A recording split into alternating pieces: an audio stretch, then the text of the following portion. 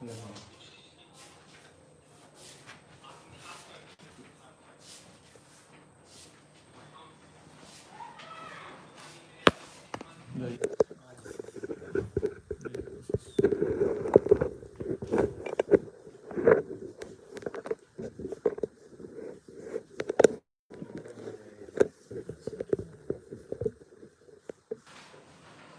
Adjust करना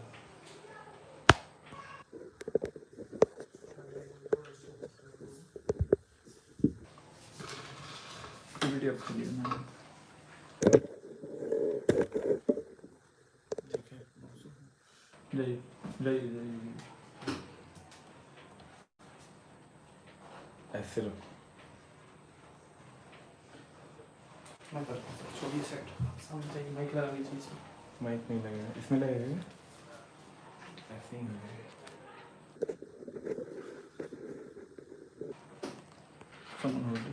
okay ठीक है थोड़ा सा उधर थोड़ा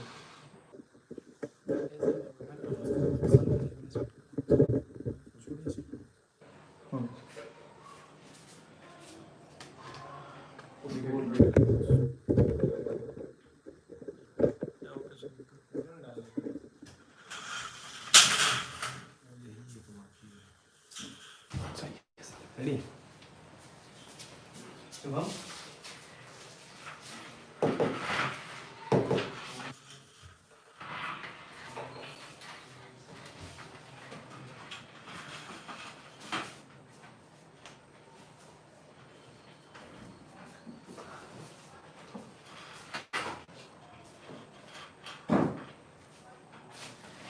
हाय प्यारे बच्चों, आज इस एरिया का पूरा नेटवर्क कंप्लीट ऑफ है, कहीं नेट नहीं है।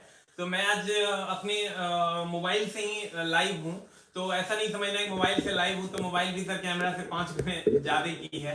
मेरे एक दोस्त की मोबाइल है आईफोन, तो उसी से मैं आज लाइव हूँ। तो मामला ये है सर कि थोड़ा सा आज प्रॉब्लम हो सकता है। इस एरिया का पूरा नेटवर्क डाउन है, तो मेरे को लाइव आना था इसलिए मैं आया हूँ, ठीक है। और बहुत ज्यादा मैं लगभग 1.5 घंटे से शायद मैं किसी का कपाड़ नहीं फोड़ा हूँ, बाद बाकी सब मैंने कर दिया है। लेकिन सर कोई बात नहीं, हम लोग आज इसी से पढ़ेंगे। थोड़ा सा अगर प्रॉब्लम हो मेरे लिए एडजस्ट कर लेना भाई, लेकिन हम लोग पढ़ेंगे जरूर, ठीक है। आते हैं हम लोग सर क्वेश्चन की दुनिया में। पहला क्वेश्चन, उसको चार्जिंग पॉइंट उसको इन देना। पहला क्वेश्चन जो आपके सामने है, कहता है किसी वस्तु का भार 600 न्यूटन है। सर ये भार और द्रव्यमान का क्या मामला है?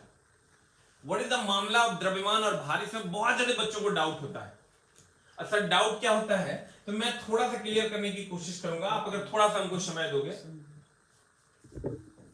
तो द्रव्यमान और भार में क्या डिफरेंस है? What is the difference between द्रव्यमान और भार? इसको हम लोग सर थोड़ा सा पढ़ेंगे। आज थोड़ी सी दिक्कत हो सकती है सर, इसके लिए हम क्षमा चाहेंगे आपसे। ध्यान देना कि थोड़ी सी प्रॉब्लम आज आ रही है, क्योंकि सर इस एरिया का नेट ही डाउन है कंप्लीट। थोड़ा सा एडजस्ट कर रहे हैं। क्या प्रॉब्लम हो रहा है? कट रहा था। अच्छा सर 1 मिनट का टाइम दो, हम थोड़ा सा एडजस्ट करते हैं।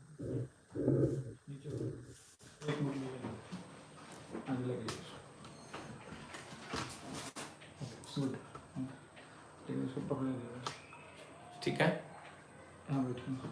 आप कुछ भी अभी साइड ठीक आ रही होगी सर। थोड़ा सा प्रॉब्लम हो सकता है, इट मे बी सर, उसको थोड़ा सा मैनेज करना है। मैं भी मैनेज कर रहा हूं सर। क्लास सस्पेंड करना हमको ठीक नहीं लग रहा है, लेकिन अगर हो जाएगा तो मैं क्या कर सकता हूं। अभी ठीक है सर। देखो, एक द्रव्यमान होता है और एक भार होता है, इन दोनों में सर डिफरेंस है। डिफरेंस क्या है सर? द्रव्यमान ना पूरे ब्रह्मांड में कहीं नहीं बदलता। ये पूरे ब्रह्मांड में सर, पूरे ब्रह्मांड में कहीं नहीं बदलता, कहीं नहीं बदलता। एक पॉइंट आप जल्दी से इसको नोट डाउन कर लो सर, हम बताते हैं इसको करना कैसे है। ये पूरे ब्रह्मांड में कहीं नहीं बदलता। भार की अगर मैं बात करूं सर, तो W इज इक्वल टू होता है mg। चूंकि g का मान हर जगह बदलता है, गुरुत्वीय त्वरण जो g है उसका मान हर जगह बदलता है, तो ये बदलेगा तो ये हर जगह बदलेगा। इसका मतलब भार का मान अलग अलग जगह पर अलग अलग होता है, अलग अलग जगह पर अलग अलग जगह पर अलग अलग होता है। भार का मान अलग अलग जगह पर अलग अलग होता है। और द्रव्यमान की अगर हम बात करें पूरे ब्रह्मांड में कहीं नहीं बदलता है। इसका एसआई मात्रक की अगर हम बात करें, एसआई यूनिट की अगर हम सर बात करें तो इसका एसआई यूनिट किलोग्राम होता है। और अगर हम इसके एसआई यूनिट की बात करें तो इसका एसआई यूनिट सर न्यूटन होता है। इसका एसआई यूनिट क्या होता है? न्यूटन होता है। मैंने बात की सर, गौर फरमाइएगा कि ये द्रव्यमान एकदम आराम से पढ़ेंगे सर। थोड़ा सा प्रॉब्लम है सर, आज मैं नए जगह पे सेटअप लेके आया हूँ क्योंकि मेरा मकान अच्छे से बना नहीं है, तो मैंने वहां से सेटअप निकाल लिया। बहुत सारा ज्यादा धूल उड़ता है, फर्श वर्श उसमें नहीं डाला हुआ है, तो मैं एक फिर किराए पे सर घर लिया हूँ, वहां पे मैंने सारा सेटअप लगाया है। तो कंप्लीट सर इसीलिए थोड़ा सा प्रॉब्लम हो रहा है। और यहाँ पर सर लगभग लाइटनिंग वगैरह अच्छे से मैं कर दूंगा कल लाइटनिंग, एक कंप्यूटर भी सर हमको लगाना होगा क्योंकि वो जो पुराना कंप्यूटर मेरे पास था वो कंप्लीट खराब हो चुका है, तो कल मैं उसको भी बदल दूंगा। और सारा कुछ मैं कल नया लगा रहा हूँ। कल से कोई इश्यू नहीं आनी चाहिए, थोड़ी बहुत भी। सर आप लोग इतना कोऑपरेट कर रहे हो, मैं भी सर अपनी जान लगा रहा हूँ जितना मेरे से हो पा रहा है। द्रव्यमान पूरे ब्रह्मांड में कहीं नहीं बदलता। यहां अगर 10 केजी है ना, तो ब्रह्मांड में कहीं भी लेके चले जाओ 10 केजी होगा। अच्छा सर एक बात बताओ, 10 केजी चावल मेरे पास यहाँ है, हम लेके उसको चले जाएंगे सर उधर गांधी सेतु पे, तो क्या वो 8 किलो हो जाएगा, 11 किलो हो जाएगा? सर द्रव्यमान किलोग्राम में रहता है, वो कहीं नहीं बदलेगा। यहाँ से यहाँ पे 1 केजी है, चंद्रमा पे भी लेके चले जाओ 1 केजी होगा। लेकिन अगर भार की बात करो सर, भार W बराबर mg होता है, और भार g का मान अलग अलग जगह पर अलग अलग होता है, इसीलिए भार का मान अलग अलग जगह पर अलग अलग होता है। और इसका एसआई यूनिट की अगर बात करो तो इसका एसआई यूनिट न्यूटन होता है। जल्दी से इसको लिख लो सर, राइट इट डाउन। फिर हम 1-2 पॉइंट और बात करेंगे।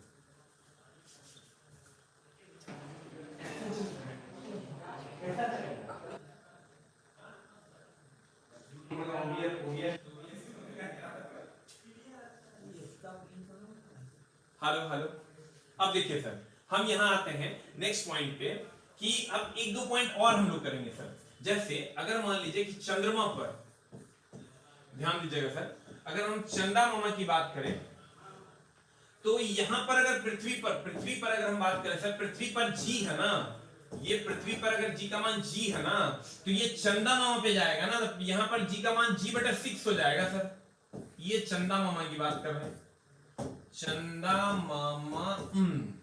यानी यहां पर अगर W बराबर mg होगा ना सर, इसमें सर फंसोगे आप बुरे तरीके से।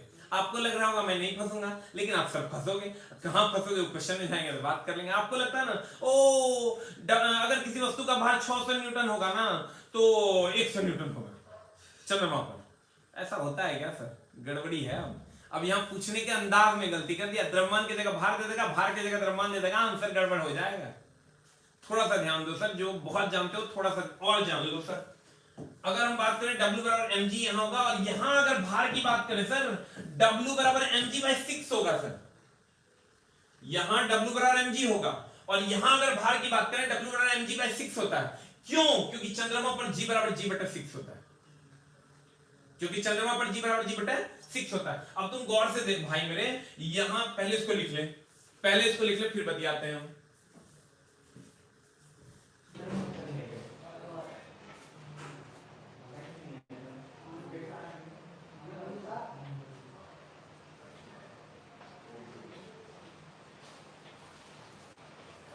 सर थोड़ा सा आपको एडजस्टमेंट में गड़बड़ी लग रही होगी सर, हाथ जोड़ के माफी मांगते हैं, कल से ऐसा मौका नहीं देंगे सर। अब आते हैं सर, देखो अगर W की बात करें सर, तो ये अगर 600 न्यूटन है सर, तो यहां अगर हम बात करें सर, तो ये 600 mg का मान 600 है ना, यहां mg/6 कर देंगे सर, यानी 600/6 कर देंगे सर, 100 न्यूटन हो जाएगी। यानी अगर किसी वस्तु का भार 600 न्यूटन पृथ्वी के सतह पर है, तो चंद्रमा पर जाएंगे तो 600/6 यानी 100 न्यूटन हो जाएगी। लेकिन द्रव्यमान की अगर हम बात करें ना सर, अगर द्रव्यमान यहाँ 60 केजी है ना, तो यहां भी जाओगे तो द्रव्यमान 60 केजी होगा, क्योंकि द्रव्यमान कहीं नहीं बदलता है। हम ये कह सकते हैं कि यहां अगर 600 न्यूटन भार होगा तो यहाँ 100 न्यूटन होगा चंद्रमा पर, लेकिन अगर यहाँ 100 न्यूटन होगा तो यहाँ 600 न्यूटन हो जाएगा। यहां अगर 600 न्यूटन होगा तो यहाँ 100 न्यूटन हो जाएगा, और अगर यहाँ 100 न्यूटन होगा तो यहाँ 600 न्यूटन हो जाएगा।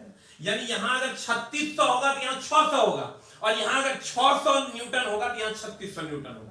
लेकिन द्रव्यमान की अगर बात करें तो यहाँ 60 केजी है तो यहाँ 60 केजी होगा, यहाँ 10 केजी है तो यहाँ 10 केजी होगा, यहाँ 20 केजी है तो यहाँ 20 केजी होगा, क्योंकि द्रव्यमान कहीं नहीं बदलता। लेकिन भार क्या हो जाएगा सर, अगर यहाँ 600 न्यूटन है तो यहाँ सर 100 न्यूटन हो जाएगा, और यहाँ 100 न्यूटन है तो यहाँ 600 न्यूटन है, यहाँ 3600 न्यूटन है तो उसका यहाँ 600 हो जाएगा न्यूटन, यहाँ 600 न्यूटन है तो यहाँ 3600 हो जाएगा। तुम समझ पा रहा होगा जो मैं कहना चाह रहा हूं। लेकिन द्रव्यमान में कोई परिवर्तन नहीं होगा। अब हम लोग क्वेश्चन की दुनिया में चलेंगे तो हमारा काम हो जाएगा। आते हैं सर हम लोग क्वेश्चन की दुनिया में।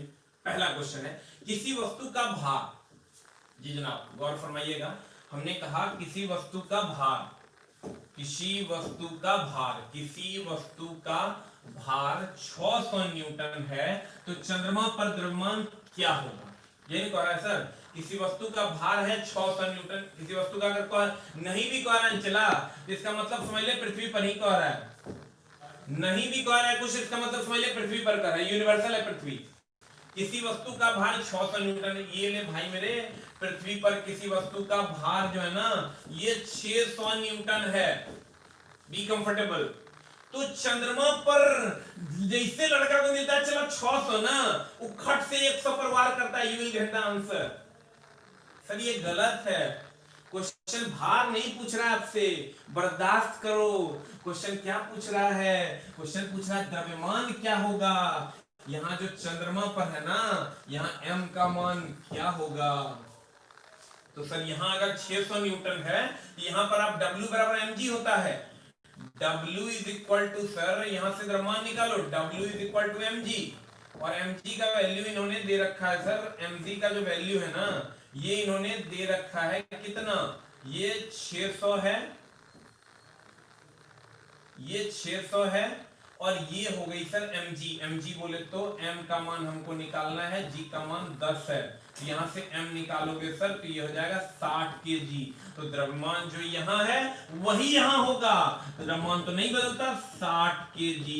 लेकिन अगर सर भार की बात करता ना तो यहाँ भार 600 न्यूटन है, यहाँ भार की अगर बात करता तो यहाँ 100 न्यूटन हो जाता सर, क्योंकि mg/6 होता है। ध्यान देना, द्रव्यमान आप किसी एक जगह निकाल लो, यहाँ जो द्रव्यमान होगा वही यहाँ होगा। यहाँ 60 केजी मैंने निकाला कि mg का मान 600 न्यूटन है, तो w का मान 600 न्यूटन हो गया, ये m इंटू g हो गया। और g का मान हमको अगर m का मान निकालना है तो 600/60 हो गया, 10 हो गया, यानी 60 केजी हो गया। अब यहाँ आते हैं w बराबर 100 न्यूटन, यहाँ तो 60 केजी हो जाएगा, और अगर भार पूछता तो 600 न्यूटन का 100 न्यूटन मान दो। लेकिन द्रव्यमान एक जगह निकाल लो, वही सब जगह होगा। तो लास्ट में पढ़ना ना भूले सर, अब क्वेश्चन बहुत तेज बनने लगा है। यहाँ अगर हमको कहेगा 600 न्यूटन है, चंद्रमा पर द्रव्यमान कितना होगा, तो हम कहेंगे चंद्रमा पर द्रव्यमान 60 केजी होगा। ऐसा कोई ऑप्शन नहीं है, इसलिए नॉन ऑफ दीज आंसर होगा। Right it down. कुछ बच्चे जो इसमें तेज बनते हैं वो कहेंगे 600 न्यूटन है, द्रव्यमान पूछ रहा है ना, नहीं बदलेगा, 600 आंसर। तो 600 आंसर है, 600 न्यूटन तेज बनोगे, 600 न्यूटन मारोगे, यही आंसर है, और 600 केजी मारोगे, यही आंसर, जबकि आंसर नहीं है। तुमको क्या करना है, चला यहाँ 600 w बराबर mg है, यहाँ से m का मान निकालिए 60 केजी, और यही m यहाँ होगा 60 केजी। ठीक है, कहोगे द्रव्यमान नहीं होगा, ये तो सर भार है, द्रव्यमान कहाँ है। अगला क्वेश्चन में थोड़ा और क्लियर होगा, हम जानते हैं दर्द हो रहा होगा, लेकिन चला कितना पीदी पीदी क्वेश्चन है, अब दर्द तो होवे करेगा। लिख लिए, अगले क्वेश्चन में चले। बस सर आज भर का प्रॉब्लम है, मैंने नए जगह सर रूम लिया है, क्योंकि मेरा घर थोड़ा सा वहाँ नीचे में धूल बहुत ज्यादा है, प्लास्टर नहीं होने के कारण, तो सर इसीलिए आप लोगों की सेवा में अब यहीं से करूंगा। कहता है किसी वस्तु का द्रव्यमान, गौर फरमाइए, किसी वस्तु का द्रव्यमान 60 केजी है। वेरी गुड, m का मान दे दिया है भाई मेरे 60 केजी। उस वस्तु का भार चंद्रमा पर क्या होगा।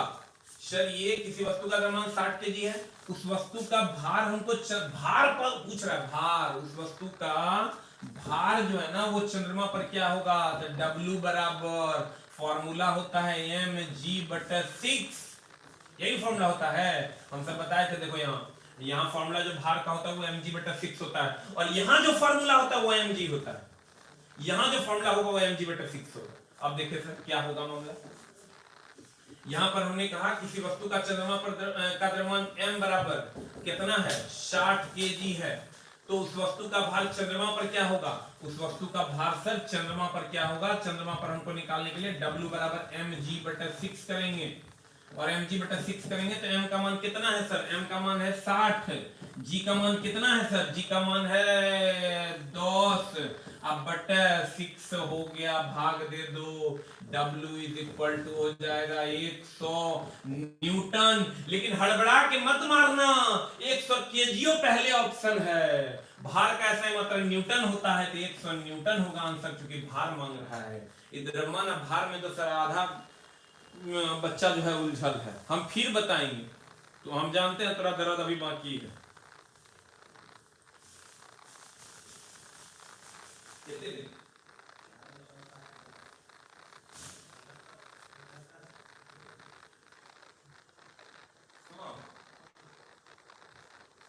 तो सर हम एक बार और बताते हैं, क्यों ना हम लोग एक बार और पढ़ लें, और आज का कचरा आज ही खत्म करें।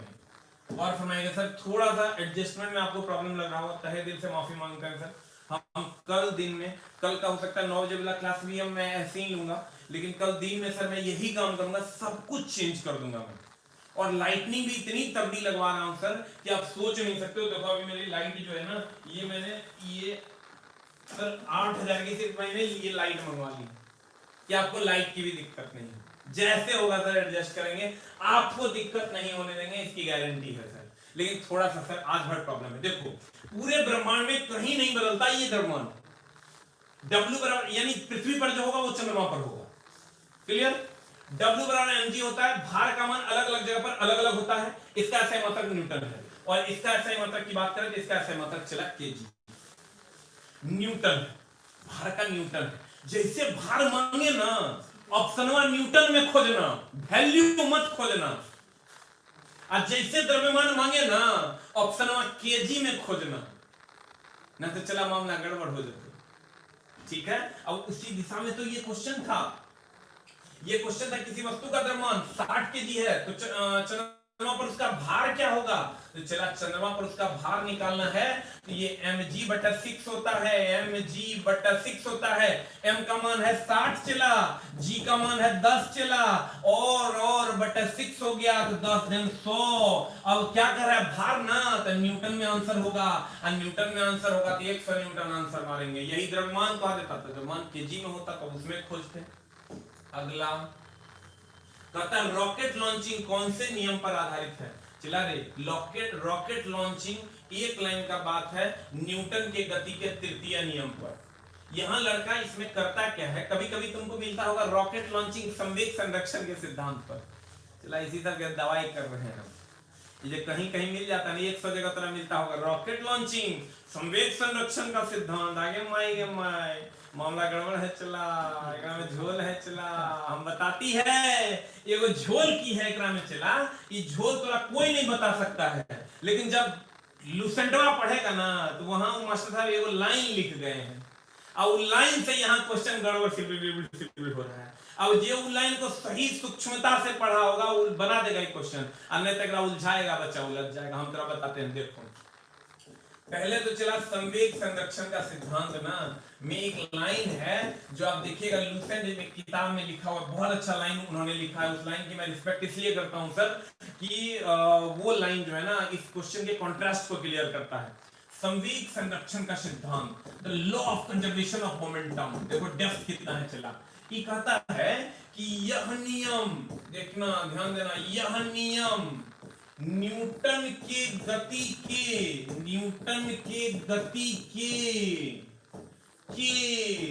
दूसरे तथा तीसरे नियम का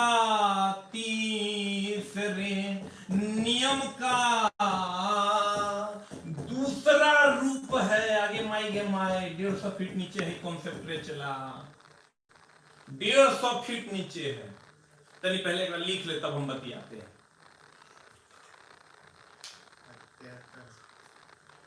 संवेग संरक्षण का सिद्धांत, यह नियम न्यूटन की गति के दूसरे तथा तीसरे नियम का दूसरा रूप है। हम देखो कितना 1300 फीट नीचे गहराई है, हम तेरा बताते हैं क्या गहराई है, पहले एक बार लिख लो। संवेग संरक्षण का सिद्धांत न्यूटन के गति के दूसरे और तीसरे नियम का दूसरा रूप है, लिख दिया। लिख लिया। अब संवेग संरक्षण का सिद्धांत क्या है सर? ये कहता है टक्कर, जहां भी टक्कर होना ये लाइन भी तोरा काम दे देगा। हमरा पता है केने केने क्वेश्चन पूछता है, टक्कर वाला जितना मामला होगा उस सब संवेग संरक्षण का सिद्धांत आंसर मार देना। संवेग संरक्षण का सिद्धांत सर, टक्कर वाला कोनो क्वेश्चन रहे ना, संवेग संरक्षण का सिद्धांत एक बात। लेकिन चला यहां मामला फंसेगा। हमने कहा संवेग संरक्षण का सिद्धांत यह नियम न्यूटन के गति के दूसरे और तीसरे नियम का दूसरा रूप है। इसका मतलब अगर संवेग संरक्षण के सिद्धांत का बाप कौन? न्यूटन का दूसरा और तीसरा नियम, उसी का ये दूसरा रूप। पहले तो ये लिख लो, टक्कर वाला कौन क्वेश्चन आएगा? संवेग संरक्षण का सिद्धांत।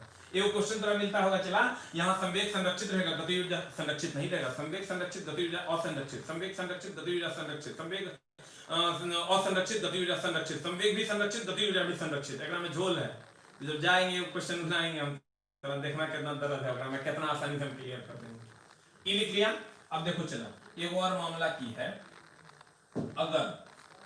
अगर मैं कहूं, अगर तुमको कहेगा रॉकेट का उड़ना, ध्यान देना चला, अगर तुमको कहेगा, क्या कहेगा? अगर तुमको कहेगा रॉकेट का उड़ना, ध्यान देना, अगर तुमको कहेगा चला रॉकेट का उड़ना, रॉकेट का उड़ना, इसका पहला आंसर संवेग संरक्षण का सिद्धांत, संवेग संरक्षण का सिद्धांत, ये फर्स्ट आंसर होगा चला। और इसका दूसरा आंसर वो नहीं रहे, न्यूटन का तीसरा नियम, न्यूटन का तीसरा नियम। और अगर ये भी ना रहे तो न्यूटन का दूसरा नियम, न्यूटन का दूसरा नियम, ये तीसरा। ठीक है, देखो ध्यान देना, यहाँ रुक रुक रुक, अस्थिर अस्थिर। कहता है रॉकेट का उड़ना संवेग संरक्षण का सिद्धांत। इस तरह अगर डायरेक्ट हम बार बार बोलते हैं चला, अगर बाप रहे या बेटा रहे तो बाप इज द आंसर, अब बाप नहीं रहे तो बेटवा इज द आंसर। यहाँ अगर डायरेक्ट बाप है ऑप्शन में तो बाप इज द आंसर, आई नहीं रहे तो दोनों बेटा इज द आंसर, आई दोनों बेटा में काबिल का बेटा इज द आंसर, आई नहीं रहे तो बुढ़बकवा बेटा इज द आंसर। मतलब संवेग संरक्षण के सिद्धांत में 80% योगदान न्यूटन के तीसरे नियम का है, 20% योगदान इसका है। लेकिन मास्टरवा सब की कहेगा जानता है, जो पहले मिलेगा ओकरा मार देना। ऐसा कोई थ्योरी कहीं लिखल है चला? ये थ्योरी कौन किताब में लिखल है? कहीं मास्टरवा हमरो दिखा देता। अधिकतर देखना टीचर सर कहेंगे कि जे पहले मिलेगा ओकरा मार देना, मां कसम मास्टर को मार देना। ऐसा कोई थ्योरी है ये नहीं है। वो मास्टर को यही नहीं समझ में आता है कि ये क्यों बाद में भी रहेगा तब भी पहले आंसर हो।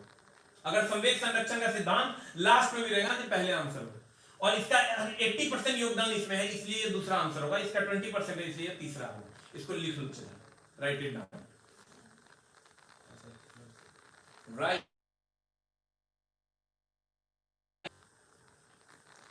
फाउंडेशन चला हम देखते हैं, लेकिन आज की क्लास थोड़ी सी आपको डिस्टर्बिंग लग रही होगी क्योंकि बोर्ड आपको सेट नहीं लग रहा होगा चला। तो मैं मेरे घर से मैं दूसरे जगह लेके आया हूँ सेटअप, और कल मैं सारा सेटअप कर दूंगा चला। बस तेरी रिक्वायरमेंट को पूरा करने आया हूँ सर। थोड़ा बहुत डिस्टर्ब हो तो सर इसको मैनेज कर लेना। ये थोड़ा और लिख लिए, लिख लिए। अब आते हैं चला क्वेश्चन में। क्वेश्चन में आओ तो चला, कहता है रॉकेट लॉन्चिंग। ये चला हम 2 साल पढ़ा लिए तब हमरा बुझाया था, ना 2 साल हम पढ़ा लिए ना तब हमरा बुझाया। कहता है रॉकेट लॉन्चिंग में कौन सा नियम पर आधारित है? थोड़ा ठीक कर लीजिए, तो थोड़ा सा कैमरा को ठीक कर दीजिए। अब आंसर बता। संवेग संरक्षण का सिद्धांत है नहीं ऑप्शन में। देखो न्यूटन के गति का तृतीय नियम है, न्यूटन के गति का पहला नियम है, उष्मागतिकी का नियम है, न्यूटन के गति के सभी नियम है। अब बता संवेग संरक्षण का सिद्धांत है नहीं तो काबिल बेटा इज द आंसर। काबिल बेटा नहीं रहेगा तब बुड़बकवा बेटा इज द आंसर। बुड़बकवा बेटा तो ऑप्शन में नहीं है द्वितीय में। ठीक है, you will get the answer. थोड़ा सा डिसीजन क्या, ठीक है, कटना नहीं चाहिए सर, इसको लगा देखिए।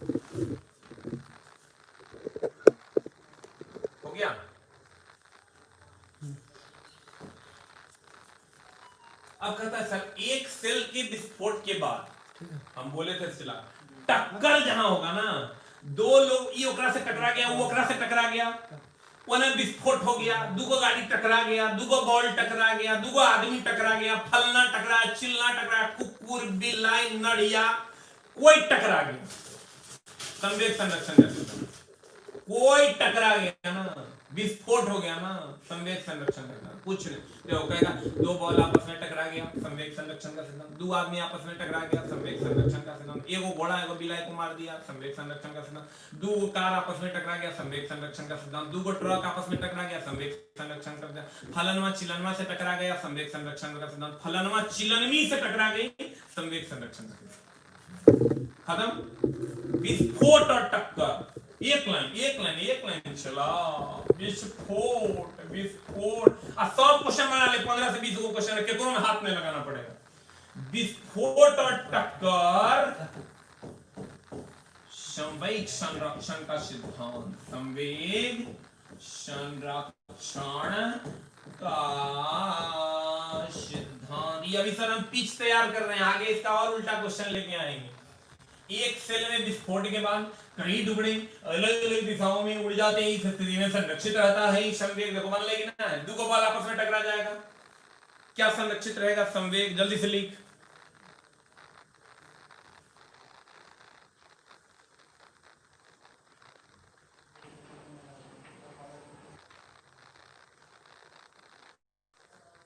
हो गया? अब आ जा भाई इधर। नेक्स्ट, बहुत लोगों का बहुत सारा सवाल है, मैं देख रहा हूँ, देख पा रहा हूँ मैं सवाल को, आऊंगा मैं सर उसका भी जवाब। बस हमको थोड़ा सा स्टेबल हो जाना दीजिए, मैं आपको पूरी तरीके से सर गाइड, अगर सही मायने में कहिए ना सर, सारे लोग जो है मार्केट में जहां भी मैं देख रहा हूँ सब बिजनेस बिजनेस बिजनेस, पैसा पैसा पैसा। सर एक लाइन का बात है, मौत अंतिम मंजिल है, बहुत ज्यादा दिमाग नहीं लगाना। हाँ जीने के लिए पैसा चाहिए सर, लेकिन हमको ऐसा लगता है कि कहीं ना कहीं मार्केट कंप्लीट बिजनेस चलता है। अभी चला हम जब तुमको बताएंगे, कभी हम आएंगे बात करने तब बात करेंगे सर, अभी सिर्फ हम लोग पढ़ाई करते हैं। जब तुम मार्केट हम तुमको समझाएंगे, जिस मार्केट से मैं आया हूँ चला, बड़ा अजीब मार्केट है, जब जाओगे तो पता चलेगा। झूले पर बैठे लड़की की गति, हाय अल्लाह, लड़के की गति, हाँ लड़की ने, लड़के की गति क्या है देखो। चला एक बात बताएं सर, कभी पीरियड जानता है? पीरियड जैसे कहते थे ना हम लोग कॉलेज में, साइंस का पीरियड है, मैथ का पीरियड है, चिलनमा का पीरियड है, अरुणमा का पीरियड है। ये पीरियड मतलब आवर्त, और पीरियोडिक मतलब आवर्ती, अब पीरियोडिक मोशन मतलब आवर्ती गति। चला बढ़िया एकदम आराम से कहते हैं, गौर फरमाइएगा, आवर्त या आवर्ती गति। अगर कोई गति, इसको हिंदी में कहते हैं चला पीरियोडिक मोशन, पीरियोडिक मोशन। अगर अगर अगर अगर कोई गति किसी निश्चित समय अंतराल में, देखो हमने क्या कहा, साइंस का पीरियड है, मैथ का पीरियड है, क्या हो रहा है, एक निश्चित 1 घंटे के समय अंतराल के बाद वही काम बार बार दोहराया जा रहा है, तो उसे हम आवर्ती गति। अगर एक निश्चित समय अंतराल के बाद कोई काम बार बार दोहराया जाता है तो उसे हम आवर्ती गति, पीरियोडिक मोशन कहते हैं। जैसे घड़ी की सुई, अगर घड़ी की सुई की बात करोगे, यहां से चलेगा और फिर वहीं पहुंच जाएगा, ये बार बार 12 घंटे के बाद घंटे की सुई बार बार वहीं पहुंच जा रही है, तो इसको हम आवर्ती गति कहेंगे। 12 घंटे के बाद घंटे की सुई बार बार वहीं पहुंच जा रही है, इसको हम आवर्ती गति कहेंगे। कौन गति कहेंगे? चलो आवर्ती गति कहेंगे। अगर कोई काम, अगर कोई गति एक निश्चित समय अंतराल में बार बार दोहराई जाए, जैसे घड़ी की सुई, घंटे वाली सुई है 12 घंटा में फिर वहीं, मिनट वाली सुई है 60 मिनट में फिर वहीं, सेकंड वाली सुई है 60 सेकंड में फिर वहीं, तो बार बार दोहराई जाएगी, इसे हम आवर्ती गति कहते हैं। पढ़ो, अगर कोई गति किसी निश्चित समय अंतराल में बार बार दोहराई जाती है, दोहराई जाती है, तो इसे आवर्ती गति कहते हैं, तो इसे आवर्ती गति कहते हैं। Write down. अगर कोई गति किसी निश्चित समयांतराल में बार बार दोहराई जाती है तो इसे हम आवर्ती गति कहते हैं, इसे हम आवर्ती गति कहते हैं। अगर कोई गति किसी निश्चित समयांतराल में बार बार दोहराई जाती है तो इसे हम आवर्ती गति कहते हैं। तो झूला, झूला रे झूला, कैसे झूला, ऐसे ऐसे झूला, एक निश्चित समयांतराल में बार बार हेने होने हेने होने हेने होने, तो बताती चला एक समान गति हो गया, ये वृत्तीय गति हो गया, ये असमान गति हो गया कि आवर्ती गति हो गया। इसका एग्जाम्पल एग्जाम्पल एग्जाम्पल घड़ी की सुई की गति, पेंडुलम की गति, पेंडुलम बार बार ऐसे ऐसे होते रहता है, आवर्ती गति। घड़ी की सुई की गति आवर्ती गति। राइट, लेकिन इसका भी हम बेसे आज तैयार किए हैं, ये क्वेश्चन लाएंगे इसका आगे झोल वाला। हो गया एकदम। चला जिसका बेस तैयार करेंगे और दिमाग में हमारा सेट रहता है, टिक टिकाने के टाइम में अनाधुन में मारते हैं कि अगला कौन सेट करना है, लेकिन चला उसके लिए तुमको क्रमबद्धता की जरूरत है। आज ये सर इधर अगला पक्षियों में होते हैं। सर बताइए पक्षियों में होते हैं, क्या होगा आंसर? पक्षियों में होते हैं कितने कोष्ठक? पक्षियों में होते हैं, जल्दी से बनाइए आंसर बताइए।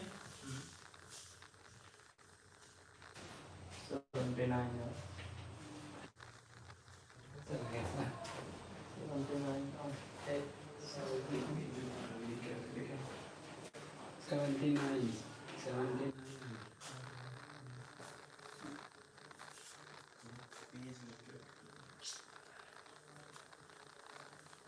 बताइए सर आंसर क्या होगा? What is the answer? कहता सर पक्षियों में होते हैं। सर पक्षी बोले तो 4 कोष्ठक होते हैं। पक्षी बोले पक्षी या स्तनधारी में 4 कोष्ठक होते हैं। Right it down. मेढक, गिरगिट, सांप, छिपकली। मेढक, गिरगिट, सांप, छिपकली, इसमें सर 3 होते हैं।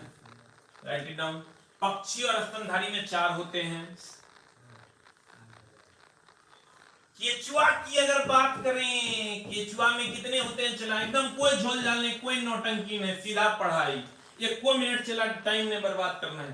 केचुए में सर 8 कोष्ठक होते हैं। पक्षी या स्तनधारी में जितने भी स्तनधारी हैं चला 4 कोष्ठक होते हैं। मेढक, गिरगिट, सांप, छिपकली 3 कोष्ठक होते हैं। और केचुआ की अगर हम बात करें तो 8 कोष्ठक होते हैं। Right it down. इतने सर पूछेगा 1 2 3 4 5 6 और ये 7 हैं तो बहुत सारे सर पूछे नहीं जाते हैं। द नेक्स्ट वन इज, लिखिए एकदम आराम से चला। ऐसा नहीं कि हम तेरा भोजपुरी फिल्म के गाना सुना के डांस करके दिखा देगा तू खुश हो जाएगा, तो रिजल्ट हो जाएगा। सिर्फ और सिर्फ पढ़ाई ही तुम्हारा रिजल्ट है और कुछ नहीं। अगला बर्फ का गलनांक बिंदु, यही क्वेश्चन है। चला बर्फ का गलनांक बिंदु ये है क्या? चला हम बार बार देखो पीछे भी हम बताए थे, हम एक लेके आए थे पिछला क्वेश्चन, जो लोग हम बार बार कहते हैं चला हमारा क्वेश्चन सीढ़ी बाय सीढ़ी सेट है कि अभी क्या करना है, फिर उसके बाद कौन सा देना, उसके बाद कौन सा देना। लेकिन ये उसी को फायदा होगा जिसको पहली सीढ़ी जिसने चढ़ी है, जिसने बेसिक वाला जब क्वेश्चन हम उस टॉपिक का सेट किए, जब वो आप करते हैं तभी आगे जाके आपको फायदा होता है। कहता है बर्फ का गलनांक बिंदु क्या है? तो बर्फ का गलनांक बिंदु सर हम जानते हैं, बर्फ का गलनांक की अगर हम बात करें, चला बर्फ का गलनांक की अगर हम बात करें तो बर्फ का गलनांक सर गौर फरमाइएगा, ये कुछ ऐसा होता है 0 डिग्री सी। ये एक क्वेश्चन आया था चला, इसमें बड़ा लड़का को आके हमारे पास किया था, हमको बहुत बढ़िया से याद है। देखो क्वेश्चन क्या आया था, 0 डिग्री सी से इधर की बात करें ना, ये अगर अपन 0 डिग्री सी से इधर की बात करें, इधर की, तो इधर हो जाएगा बर्फ। एकदम आराम से चला, हड़बड़ाना ना। और 0 से 100 पानी वाटर, 100 डिग्री सी से इधर चले जाएंगे जलवा। चलो पहले लीक, पहले एक बार लिख फिर बतियाते हैं। 0 डिग्री सी से इधर बर्फ, 0 से 100 पानी, और 100 डिग्री सी से अधिक होगा तो जलवाष्प। जल्दी लिख।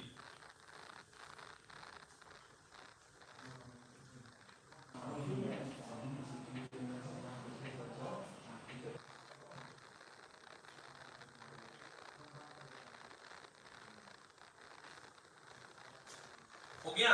अब देखो चला, इसमें क्वेश्चन क्या आया, क्वेश्चन आया ना कि 12 डिग्री सी पर बच्चा मेरा बड़े किया गया, ए सर ये बात पढ़ाए थे आप, हम पढ़ाए थे, चला खाली तुमको ध्यान देने की जरूरत है।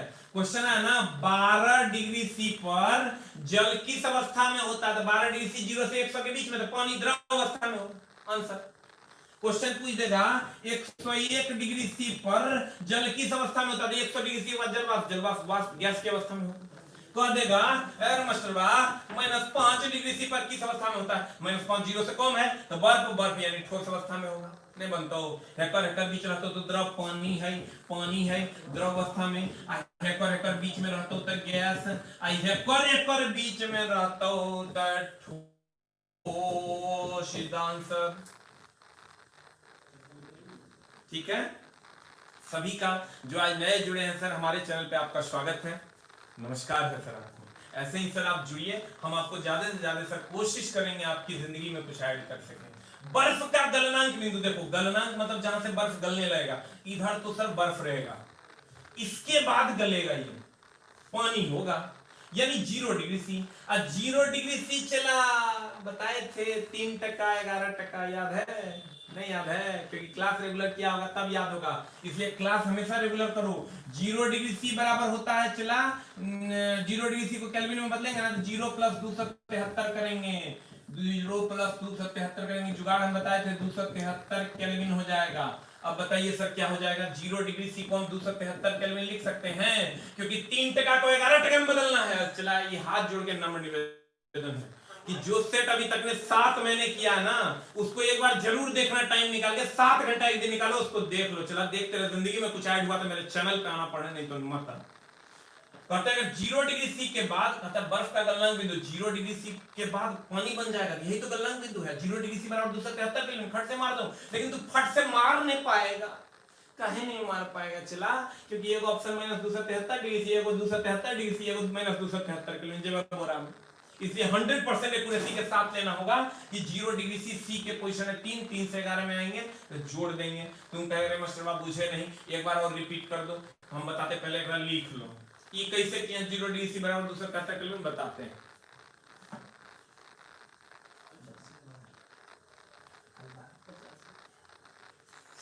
बाप रे, आज चला 85, सॉरी 100 दिन का रिकॉर्ड टूट गया चला। कितना तोरा हम सैल्यूट चला, तू इतना सपोर्ट कर रहा है, जान दे दे तोरा लिए। हम सुबह से चला, हम भी खड़े हैं सेटअप को एक जगह से दूसरे जगह लाने। हमको लगता है खाना मेरा रखा हुआ है, चला यहाँ जाएंगे ना तो अभी खाएंगे। मतलब तू सोच नहीं सकता, जो प्यार तू दे रहा ना, तेरे प्यार का मैंने हजारित फायदा नहीं उठाना, फिर भी देख आज मैं कैमरा सेट नहीं कर पाया। लेकिन कल तो सर सूरज इधर से उधर हो जाएगा, लेकिन मैं करने की कोशिश करूंगा। कल नहीं होगा तो हम क्या कर सकते हैं, लेकिन 100% करेंगे, जहां से भी हमको व्यवस्था करना हो। अब चला देखो, हमने कहा था यहाँ कन्वर्शन में दिक्कत होती है बच्चों को, मैं एक बार ऑलरेडी बता चुका हूं, लेकिन सर बार बार सीखोगे तभी सीख पाओगे।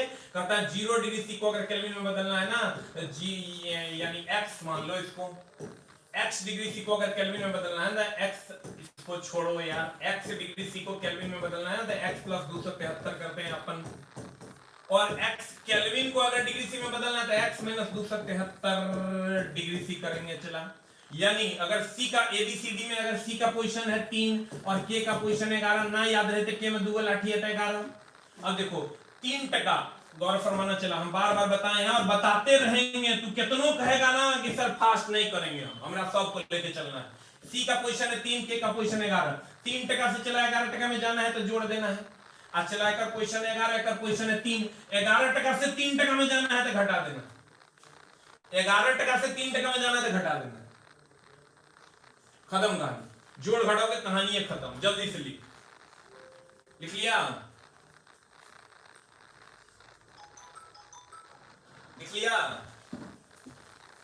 तेरी दुनिया, तो बर्फ का गलनांक बिंदु हो जाएगा 0 डिग्री सी, 0 डिग्री सी 3% को 11% में जाना है। 0 + 273 is equal to 273 kelvin is the answer. You will get the answer, man. हो गया? देखो चला कितना छोटा छोटा मामला है, लेकिन जब ऑप्शन फंसता हूँ ना तो हम ही याद है वो देख रहा है ना देख रहा है सब जगह 273 है नजर आता दिल में तारा, लेकिन चला बनता हो गारंटी कंडीशन सप्लाई इतना आसान नहीं कि मंत्र मार दे तो इसके साथ बन देते। रेगुलरिटी मेंटेन करो, आंख कान मुंह के। साइंस हम ठेका लिए हैं, ठीक है ना, जितना पढ़ाना पड़ेगा पढ़ाएंगे, ठेका हम लिए हैं साइंस की। एक लाइन के बाद बाकी जहां पढ़ना है जे पढ़ना है पढ़। अगला कहता द्रव और गैस तो में तापांतरण का मुख्यतः कारण क्या है? चलता रे ऊष्मा संचरण की 3 विधि। ऊष्मा संचरण की विधि, ऊष्मा संचरण की विधि, एक चला चालन, एक चला संवहन और एक चला विकिरण। एकदम सिंपल लफ्जों में इसको पढ़ते हैं हम लोग।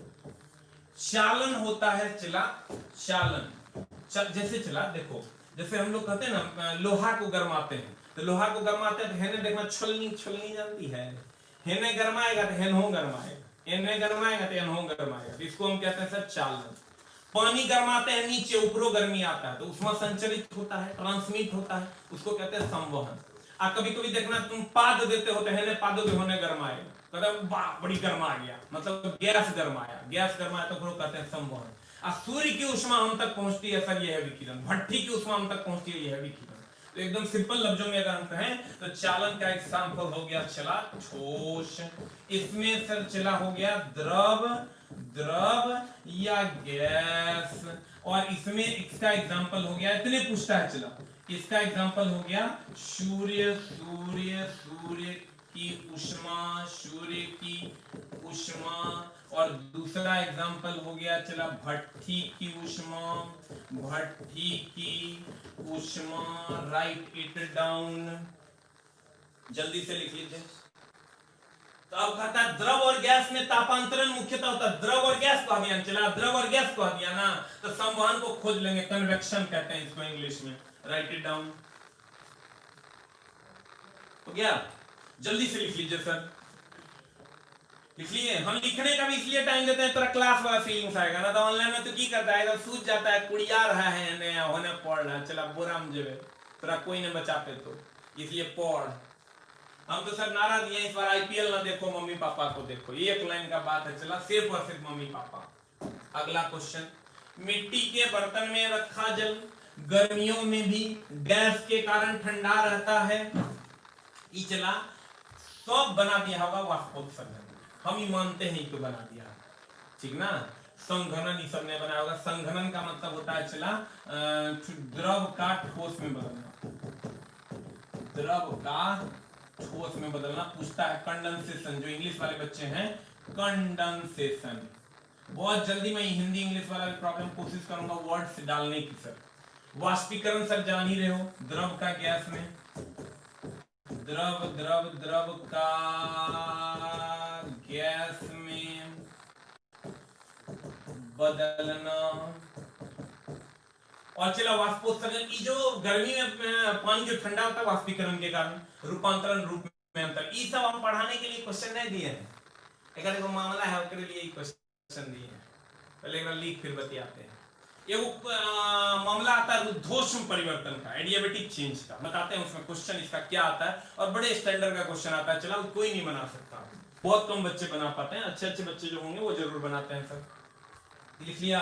हम देखो थ्योरी तरह बताते हैं, ये वो है चला बड़ा कष्टकारी थ्योरी आता है, रुद्धोष्म परिवर्तन, इसको हेडिंग देकर लिखना, रुद्धोष्म परिवर्तन, एडियाबेटिक चेंज,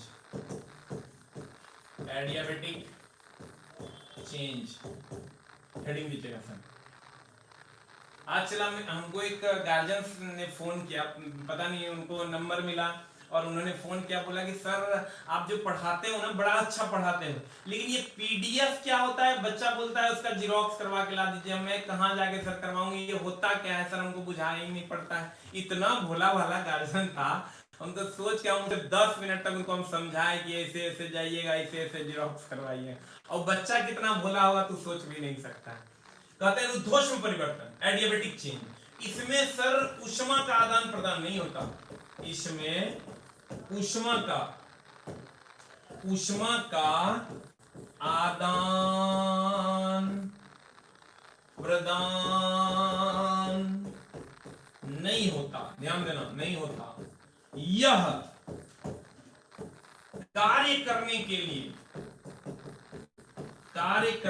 लिए ऊष्मा निकाय से, निकाय मतलब इंग्लिश वाले सिस्टम से लेता है। देखो कहते हैं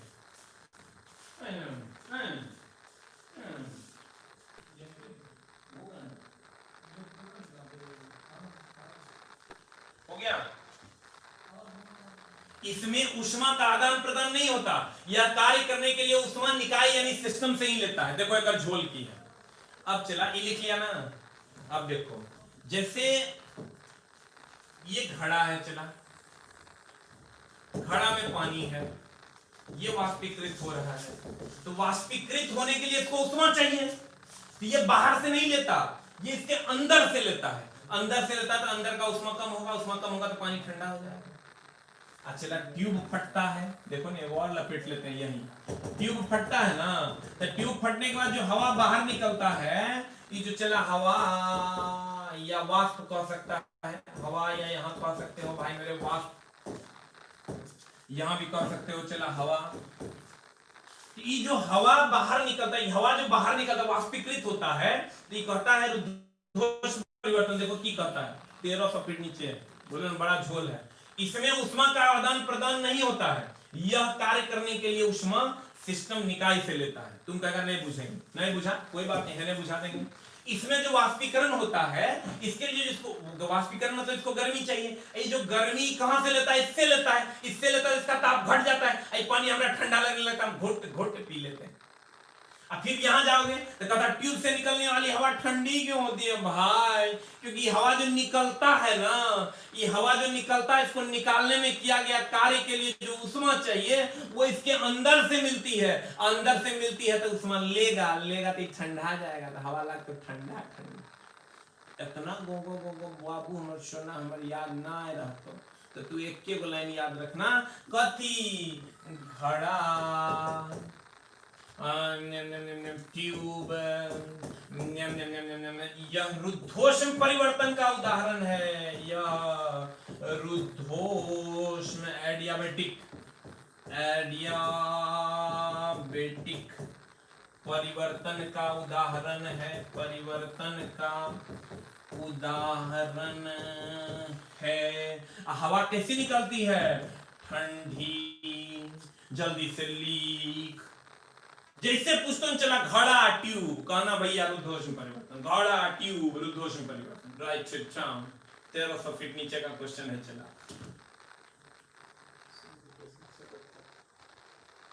ठीक है, लिख लिया। घड़ा और ट्यूब रुद्धोष्म परिवर्तन का उदाहरण है। अगला, अब तो चला वाष्पोत्सर्जन हो जाएगा, कोई झोल नहीं है। अगला क्वेश्चन, गर्मी के मौसम में पंखा चलाने पर राहत अनुभव होता है, क्यों? चला रहे गर्मी के मौसम में जो पंखा चलाते हैं तो हमको लगता है आहा, काहे जानता है? ये जो वाष्पीकरण होता है, यहाँ जो पानी रहता है वाष्पीकृत होता है, और वाष्पीकृत होने के लिए जो कार्य करना पड़ता है वो उसमें उस शरीर के अंदर से लेता है, इसीलिए शरीर में ठंडा लगता है। यह भी रुद्धोष्म परिवर्तन का उदाहरण है। यहाँ लिख लेना क्वेश्चन के सामने, ये केकर एग्जांपल है? रुद्धोष्म परिवर्तन का। ये भी किसका एग्जांपल है? रुद्धोष्म परिवर्तन का। देखो चला की होता है, जैसे जैसे जैसे तुम यहाँ जाओगे ना, हमने कहा अगर ये मान लो ऐसा है, ये मान लो ऐसा हो जाएगा, ये आदमी मान लो मोटकी है, एकरा लगा दिए पंखा से हवा, तो पंखा से हवा लगा ना तो ये पानी वाष्पीकृत होगा, ये वाष्पीकृत होगा, जो वाष्पीकृत होगा चला ये हवा है, इसके कारण पानी वाष्पीकृत होगा। इस वाष्पीकरण के लिए जो सर कार्य करना पड़ेगा, उसके लिए जो ऊष्मा लेगा वो शरीर के अंदर से लेगा, और शरीर के अंदर से ऊष्मा लेगा तो ये हो जाए तो ठंडा। You will get the answer. अब देखो, यह भी रुद्धोष्म परिवर्तन का एग्जांपल है। तुम कहोगे क्वेश्चन में आइए तो मास्टर साहब गर्मी के मौसम में पंखा चलाने पर राहत, हाँ बड़ी राहत अनुभव होता है। पहला, पंखे की हवा की चालकता बढ़ जाती है, पंखे से ठंडी हवा प्राप्त होती है, पंखे से ठंडा हवा मिलता है। पंखा क्या औकात है ठंडा ठंडा हवा देने का, वो खाली हवा को तेज करके मेरी ओर लाता है। कहता है पंखे की से हवा बहने पर हमारे शरीर में अधिक गर्मी निकलती है। पंखा से हवा बहने लगा तो हमारा शरीर आग बढ़ने लगेगा, एकदम नहीं बढ़ेगा। पंखे की हवा से हमारा पसीना तेजी से वाष्प बनकर धुआं हो जाता है, और यह रुद्धोष्म परिवर्तन का उदाहरण है।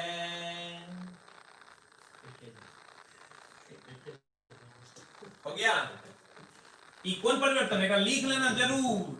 रुद्धोष्म तीन को एग्जांपल है, चला रुद्धोष्म परिवर्तन का ये एग्जांपल है। रुद्धोष्म परिवर्तन है वो घड़ा से का पानी ठंडा होना और पंखे के सामने आने पर ठंडा महसूस होना। और तीसरा एग्जांपल था ट्यूब से हवा निकलने पर ठंडी हवा का मिलना।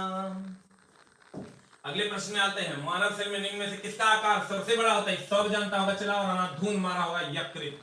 या क्या थायराइड के बारे में जानता होगा चला? थायराइड ग्रंथि सर, थायराइड ग्रंथि के बारे में भी जानता होगा, घेगार रोग। उसके बाद पिल्हा अग्नाशय कुछ खास नहीं है। अगले क्वेश्चन में आते हैं, लोहे पर जंग लगना। चला रे, लोहा पर जो जंग लगता है ना, जब आयरन रिएक्शन अब पूछने लगा है, वो जमाना चला गया है। FeO2 से रिएक्ट करता है जल की उपस्थिति में। Fe ऑक्सीजन से रिएक्ट करता है जल की उपस्थिति में। Fe3O4 देता है, एकरे तक जंग कहते हैं। कहता है लोहे में जंग लगना, इसमें से किसका सामान्य उदाहरण है? अच्छा बता, तो पहले तो इक्वेशन लिख लो जंग लगने का, पहले लिखा फिर बतियाते हैं। ये हम बेस तैयार कर रहे हैं, आगे लाएंगे कि सोडियम को जब पानी में डुबा देंगे तो ये भौतिक परिवर्तन है कि रासायनिक परिवर्तन है। आगे लाएंगे जब हेलोजन को जल से विक्रिया करवाएंगे तो भौतिक परिवर्तन की रासायनिक परिवर्तन। ये बस आज बेस तैयार किए हैं इसका। जंग लगने का ये समीकरण है, जंग का सूत्र पूछेगा Fe3O4। लिख लिया? हो गया? अब सर देखो, ये अगर तुम लिख लियो तो भौतिक और रासायनिक परिवर्तन का एक सिंपल सा बेसिक हम बताते हैं आपको, जहां कहीं कोई आपको दिक्कत नहीं होगा। मिल जाए तो भौतिक, मिल जाए तो भौतिक, ना मिले तो रासायनिक। बड़ी जाते हमारा गाँव गाँव करे ना, इतने से काम चल जाए तो अरे कोई क्वेश्चन नहीं बनता हो, ऐसा हो नहीं सकता। लेकिन कुछ क्वेश्चन बोरा में तोरा लेके चल जाएगा। मास्टर भाई यहाँ अनाधून पढ़ाता है बोर्ड पर, ने कथी तो भैया रे पानी बर्फ बन जाए तो बर्फ पानी बन जाए तो भौतिक की रासायनिक, ये सब नहीं पूछता है। वह पूछता है सोडियम को जब जल से विक्रिया करवाएं तो भौतिक की रासायनिक जगह बोरा में। लेकिन यहाँ हम बेस तैयार किए, आगे लाएंगे इसका उल्टा क्वेश्चन। लोहे में जंग लगना, तो लोहा में जंग लग जाएगा तो फिर लोहा मिलेगा? नहीं मिलेगा। ना मिले तो रासायनिक परिवर्तन के नहीं आंसर, खत्म है कहानी। जल्दी से ली। मिल जाता, जैसे पानी बर्फ बन जाता है, अब बर्फ फिर पानी बन जाता है तो मिल न जाता है तो भौतिक परिवर्तन। Right it down man.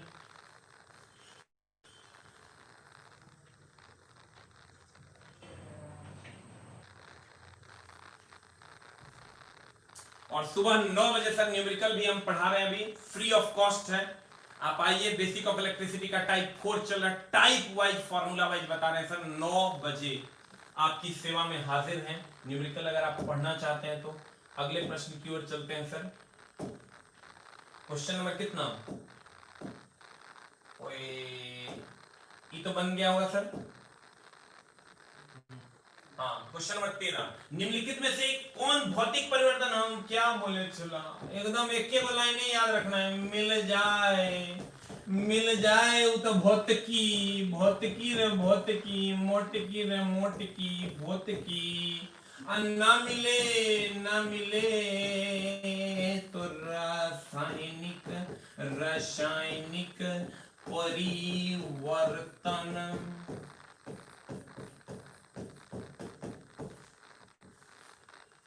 हो गया। अब चला क्वेश्चन का निम्नलिखित में से कौन सा भौतिक परिवर्तन, भौतिक परिवर्तन मतलब मिल जाएगा।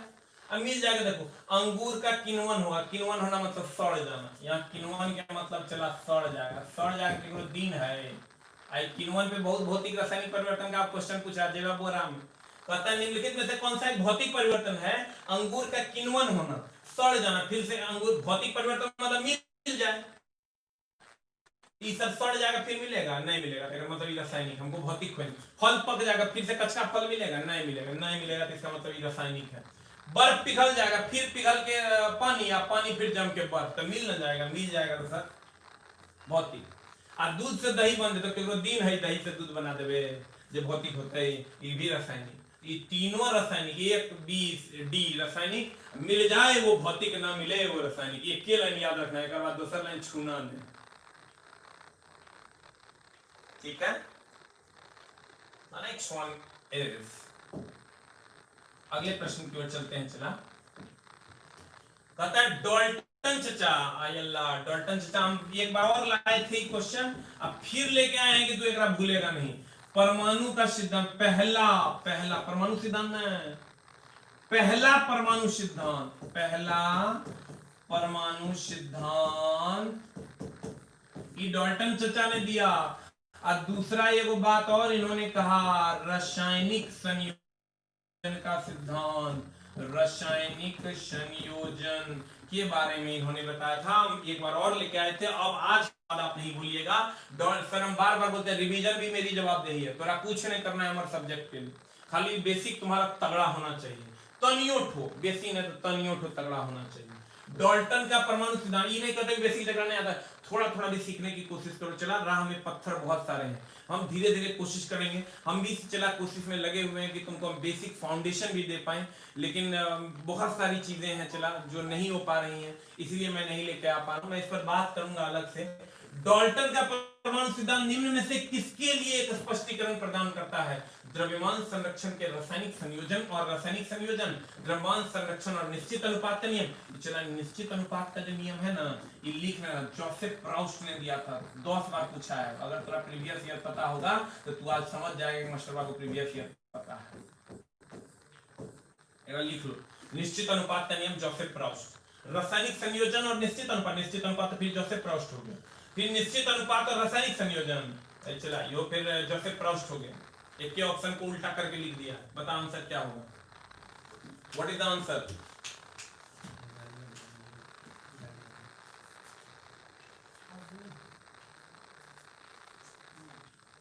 What is the answer?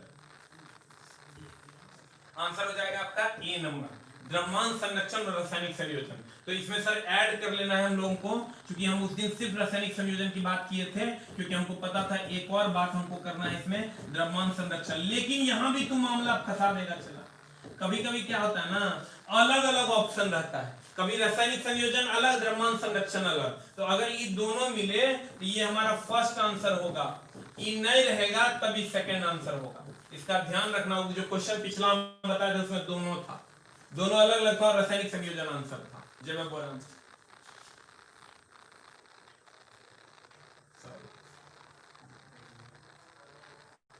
अगर चला दोनों रहे ना ऑप्शन में, तो रासायनिक संयोजन मारना, द्रव्यमान संरक्षण मत मारना। और यहां आंसर हो जाएगा द्रव्यमान संरक्षण, क्योंकि इसमें भी निश्चित अनुपात है, इसमें भी निश्चित अनुपात है, इसमें भी निश्चित अनुपात है। ये तीन निश्चित अनुपात दिया किसके साथ? जोसेफ प्राउस्ट को। इस पर भी प्रश्न लाएंगे सर, ये दोनों रहेगा तो ये मारना आंसर। अगला क्वेश्चन, डैश पदार्थ का वह सबसे छोटा कण है? अरे भाई अणु परमाणु में गो गो गो गो गो गो गो गो गो गो गो गो, कभी कोनो मास्टर मरा दे तो अणु, कभी कोनो मास्टर मरा दे तो परमाणु। अब तू मरा जाबे, मामला जो तो गड़बड़। अणु परमाणु में ना पूरा मार्केट उलझल है, पते नहीं चल रहा है सर, कहिया अणु मारे या कहिया परमाणु मारे। यही वो चीज है चला जो 70 को 71 करे, ठीक ना। अगर आप 70 को 71 करना चाहते हैं तो आपको ये छोटी छोटी चीजों पे ध्यान देना होगा, अणु और परमाणु का मामला समझना होगा। गौर फरमाइएगा, क्या कहते हैं सर? कहते ये हैं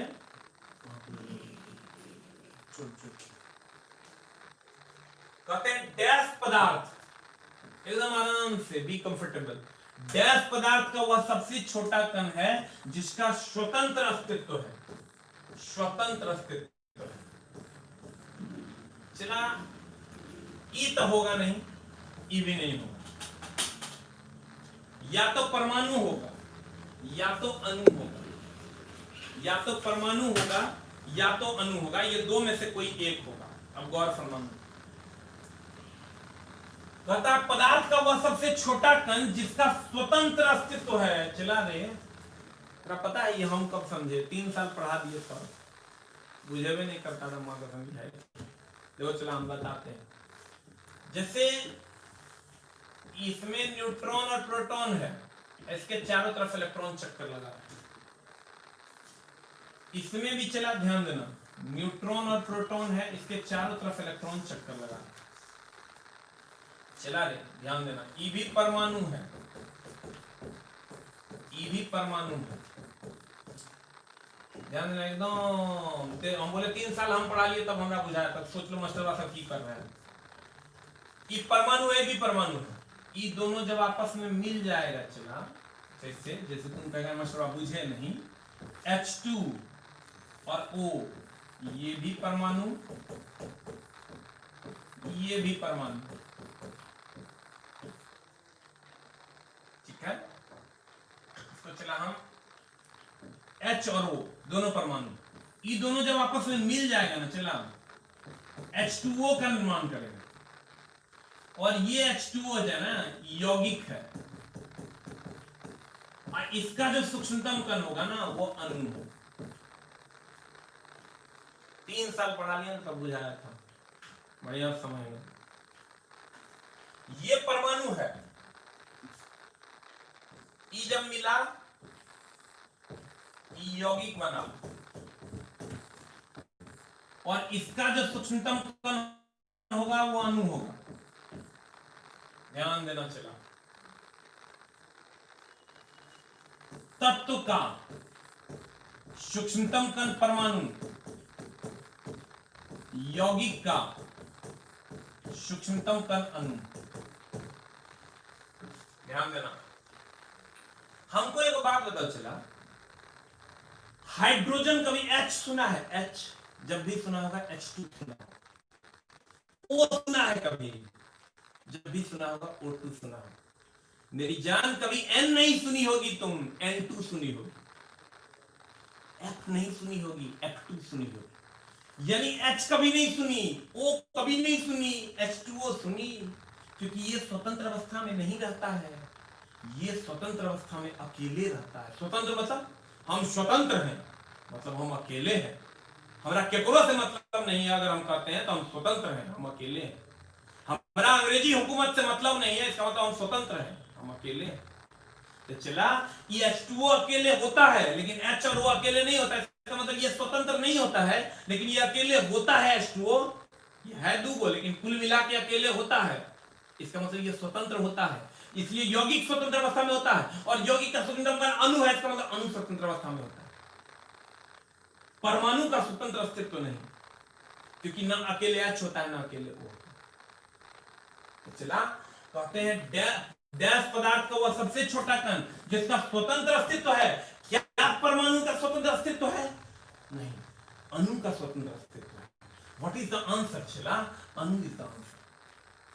पहले एक लिख अलग जल्दी, फिर हम एक लाइन लिखा देंगे अलग से, तो तुम्हारा काम हो जाएगा। अभी नहीं बुझाया होगा, देखो 2 लाइन लिखेंगे, खट से बुझा जाएगा। हो गया, हो गया। अब देखो, चला इतना आसान नहीं है। चला, साइंस पढ़ लेना, तो एकदम पेशेंस चाहिए। हम देखो बताते हैं, स्वतंत्र अवस्था में होता, क्योंकि चला अणु का सूत्र अगर हम बात करें, अणु H2O हो गया, स्वतंत्र अवस्था में होता, स्वतंत्र अवस्था में होता। राइट इट डाउन, जल्दी से लिख। हो गया? चला पूरा जान लगा दे, जितना तुरा अंदर जान है ना इस बार पढ़ने में लगा दे। और ये नाच मत देखो, जो देखता है ना चला तो यूट्यूब पे एकदम जो इसको अकेले में देखे खोल के लंबा लंबा दे रही तो जब बोरा में 3 महीना 3 महीना टाइम बचा है, चला कोई बचाने वाला नहीं होगा, ये जान लो तुम। उसके बाद तोरा पे दुनिया हंसेगी, उसके लिए भी तैयार रहना। रसायन के लिए गणना की इकाई क्या है, एकदम चला पते नहीं चलता है, क्वेश्चन मार्क की पूछ रहा है। जितना कैलकुलेशन है ना, गणना मतलब कैलकुलेशन सब मोल में होता है। एक लाइन का बात, एक मोल बराबर हम जो गणना करके लिखते हैं, गणना मतलब गिनती करके लिखते हैं, वो होता है 6.022 × 10⁻23 परमाणु। परमाणु बोल दे, परमाणु या अणु या आयन जो बोल दो, चला यही गणना करते हैं हम लोग मोल के द्वारा। गणना मतलब कथी, गिनती। इतना की गिनती होते थे, 1 मोल, खत्म है कहानी। You will write the answer mole. 1 mole बराबर 6.022 × 10⁻23 परमाणु अणु या आयन। 1 मोल बराबर 6.022 × 10⁻23 परमाणु अणु या आयन। कहता धातु अपनी वास्तविक स्थिति में डैश विद्यमान होता है, चला धातु मुक्त स्थिति में विद्यमान होता है। कहता अन्य धातु के साथ मिश्रित होता है, काहे आयरन रहेगा तो अकेले नहीं होता है कि। अगला कह रहा है गैर धातु के साथ मिश्रित होता है, काहे अगर अल्युमिनियम होगा तो Al दोनों मिलके Al2O3 ने बना देता है कि। कंपाउंड के साथ मिश्रित होता है, काहे तत्व के साथ नहीं हो सकता है कि, खाली कंपाउंड के साथ होता है, तत्व के साथ भी होता है, तत्व के साथ भी होता है। इसलिए इसका आंसर चला हो जाएगा, इसका अगर हम आंसर की बात करें, ये कंपाउंड के साथ मतलब यौगिक के साथ खाली होता है। कहता धातु अपनी वास्तविक स्थिति बताओ, खाली यौगिक के साथ होता है, तत्व के साथ नहीं होता है। कहता है गैर धातु के साथ होता है, काहे धातु के साथ नहीं होता है, मुक्त स्थिति में होता है। हाँ मुक्त स्थिति में होता है, मुक्त स्थिति में जैसे स्वतंत्र होता है, स्वतंत्र काहे नहीं होगा, चला स्वतंत्र देखना। आयरन अकेले होता है कि नहीं स्वतंत्र, अल्युमिनियम अकेले होता है कि नहीं स्वतंत्र, कॉपर अकेले होता है कि नहीं स्वतंत्र। ये मुक्त स्थिति में होता है, स्वतंत्र स्थिति में होता है। You will get the answer. हो गया, हो गया, लिख लो स्वतंत्र FeAlCu। अगला, जैसे ही एक तरल पदार्थ मुक्त सतह से गहराई, चला रे फॉर्मूला है प्रेशर का, दाब is equal to rho g h. अब चला रो क्या है, पी क्या है, तो पी दाब है रे, और रो क्या है, चला घनत्व है रे। चला पढ़ाई न त्याग है, तपस्या है, हमेशा ध्यान रखना। जी क्या है रे, चला गुरुत्वीय त्वरण है। आने तो चला ये रहा होगा, अकेले में देखें कैसे सास ससुर बोरा में जा रहे हैं, तो देखो वही न सास मिलता न ससुर मिलता। एच क्या है, चला की गहराई है। एकदम पेशेंसफुली पढ़ना है तो कर मम्मी पापा के लिए, एक लाइन के बाद। एच चला ऊंचाई नहीं है, गहराई है रे, गहराई है। एकरा पर क्वेश्चन लाएंगे बांध वाला, तब देखना तो की होता है। कहता जैसे ही एक तरल पदार्थ मुक्त रूप से, ये तरल है, चला तरल है मतलब द्रव है, मुक्त रूप से सतह की गहराई बढ़ती है। जैसे जैसे गहराई बढ़ेगी यानी H का मान बढ़ेगा, और H का मान बढ़ेगा तो P का मान बढ़ेगा। तो P का मान बढ़ेगा तो कहता है वैसे वैसे तरल द्वारा डाला गया दबाव क्या हो जाएगा, बढ़ जाएगा। You will get the answer. गहराई जैसे जैसे बढ़ेगी दाब बढ़ेगा, इसीलिए पानी में जब नीचे तैरोगे ना दाब ज्यादा महसूस होगा, इसीलिए बांध नीचे जाके मोटा आ जाता है। लेकिन इस पर क्वेश्चन लाएंगे तो बेस तैयार किए हैं इस क्वेश्चन का। P बराबर होता है रो जी एच। अब चला क्या कहता है, निम्नलिखित में से कौन सा जंतु गर्म रक्त वाला होता है, सब जानता है। कबूतर खेवे तो गर्मी है, तो नहीं कहते चला कबूतर खाएंगे, बड़ी गर्मी होता है कबूतर में, ठंडी में लोग खाता है, चला इसीलिए कबूतर। मछली में गर्मी होता है, मेढक के खाता है छोटा, मगरमच्छ में गर्मी होता है। आंसर हो दो कबूतर। कहता है डैश एक शुद्ध पदार्थ है, चला शुद्ध मतलब हो गलो, चला तत्व। देखो ये एकरा में झोलने हैं, हम तेरा बताते हैं जैसे वैसे काम करना तो हर काम हो जाता। शुद्ध पदार्थ का मतलब हुआ चला तत्व या यौगिक, या यौगिक। एकरा नहीं मानेगा तू तो एकरा और में लिख लेंगे जिसका सूत्र होता है, जिसका सूत्र होता है। देखो एकदम जुगाड़, कहीं कोई झोल नहीं। अशुद्ध, शुद्ध रे गंदा, गंदा रे गुण रे गुण। अशुद्ध मतलब चला जिसका सूत्र नहीं होता। गुण के सूत्र होता है, अशुद्ध है जिसका सूत्र नहीं होता। एकदम सिंपल भाषा चला, गौर फरमाना। माइट के सूत्र होता है, अशुद्ध है। गोबर अशुद्ध है, भेड़ाड़ी अशुद्ध है,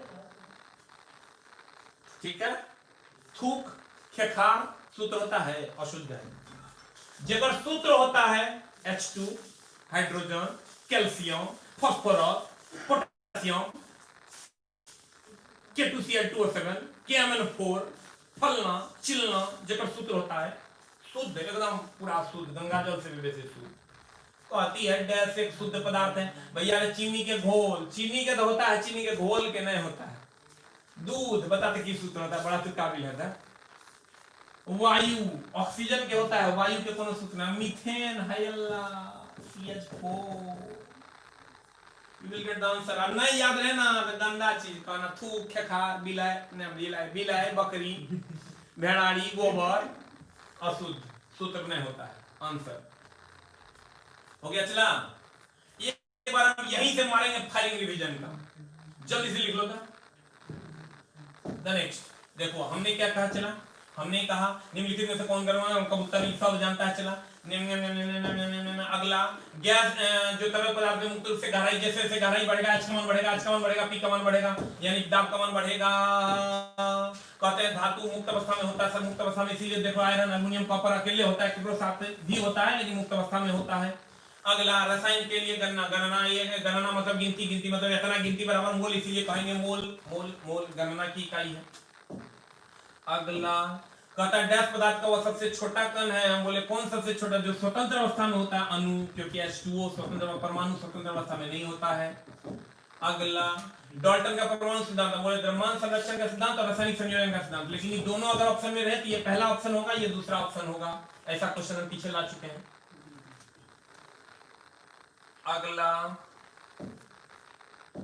अगला है तुम्हारा निम्नलिखित में से कौन सा? ये तो बताइए दिए, मिल जाए भौतिक ना मिले वो रासायनिक, मिल जाए वो भौतिक ना मिले वो रासायनिक, यो बता दिए वही है भौतिक रासायनिक। उसके बाद मानव शरीर में निम्न में से किसका आकार यकृत धूम मारा होगा। गर्मी में पंखा चलेगा, वाष्पीकरण होगा, रुद्धोष्म परिवर्तन होगा। घड़ा में पानी ठंडा होगा, वाष्पीकरण होगा, रुद्धोष्म परिवर्तन होगा। ट्यूब में सर पानी बाहर निकलेगी, रुद्धोष्म परिवर्तन होगा। ट्यूब में यानी हवा बाहर निकलेगी। मिट्टी का बर्तन हम बोलबे के वाष्पोत्सर्जन होगा आंसर। अगला द्रव और गैस का तापांतरण होगा, संवहन। ठोस का हो जाएगा चालन, और सूर्य की उष्मा या भट्टी की उष्मा विकिरण। अगला बर्फ का गलनांक हम बोले 0 डिग्री सी, 0 डिग्री सी बराबर 273 किलोमीटर। कैसे बोले? 3 टका 11 टका 11 टका 3 टका। अगला बर्फ का गलनांक हो गया। पक्षियों बता दिए, चला दो कक्षक होता है। झूला, झूला सर आवर्ती गति, एक निश्चित समय अंतराल में बार बार अगर कोई गति दोहराई जाती है तो उसे आवर्ती गति कहते हैं। और सर झूला बार बार ऐसे ऐसे होता है, इसीलिए आवर्ती गति है। वृत्तीय गति तब न होता है जब झूला ऐसे ऐसे होता है, ऐसे ऐसे तो नाम झूला खाली होता है, उन्हें झूला नॉर्मल वाला झूला। अगला चला एक सेल में विस्फोट होगा, विस्फोट होगा तो कहीं भी विस्फोट होगा या टक्कर होगा, संवेग संरक्षण। विस्फोट या टक्कर, संवेग। आदमी आदमी को धक्का मार दिया, बस ट्रक को धक्का मार दिया, कुत्ता बिल्ला को धक्का मार दिया, बिल्ला मूस को धक्का मार दिया, संवेग परिवर्तन। धक्का टक्कर विस्फोट, संवेग परिवर्तन, संवेग संरक्षण। अगला रॉकेट लॉन्चिंग, बात फलो संवेग संरक्षण का सिद्धांत। नहीं मिलता तो न्यूटन का तीसरा नियम, नहीं मिलता तो न्यूटन का दूसरा नियम। कभी नहीं मिलता तो हमरा मार दिए, ऐसा नहीं होगा। द नेक्स्ट वन इज किसी द्रव्यमान, बोले द्रव्यमान पूरे ब्रह्मांड में कहीं नहीं बदलता, भार अलग अलग पर अलग अलग होता है, क्योंकि जी का मान अलग अलग। Clear? Thank you very much sir. कल की क्लास 9 बजे लेंगे हम, कोशिश करेंगे। कल तो सेटअप सर दिन में लगाएंगे हम, 9 बजे इसी से फिर से लाइव होंगे। चलो ठीक है, और मिलेंगे हम लोग कल 9 बजे न्यूमेरिकल की कक्षा में। धन्यवाद, आप लोगों का सर इतना प्यार मिल रहा है, इसके लिए बहुत बहुत बहुत बहुत बहुत धन्यवाद sir. Thank you very much. ऐसे ही सर आप प्यार देते रहिए। लेकिन सर एक ही बात कहूंगा मैं जाते जाते, कि मैंने एक सीढ़ी बनाया है और वो तब आप चढ़ पाओगे जब बीच की सीढ़ी मिस नहीं करोगे।